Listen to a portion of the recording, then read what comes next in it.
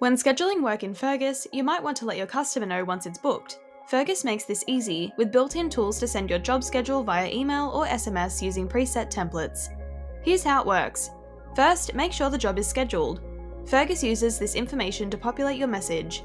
On the top right of the job card, you'll see both email and SMS icons. Email opens a pre-filled template. You can customize the message and even attach files or photos. SMS opens a pre-filled text template. Feel free to adjust the text before sending. Note, SMS is a paid feature and needs to be enabled in your settings. Email is free to use. Want to tweak the default messages? You can edit both email and SMS templates in Fergus settings. Check out our help guide for step-by-step instructions. Handy tip: at the top of the job card you'll see a small status message. Schedule not sent in red means the customer hasn't been notified yet.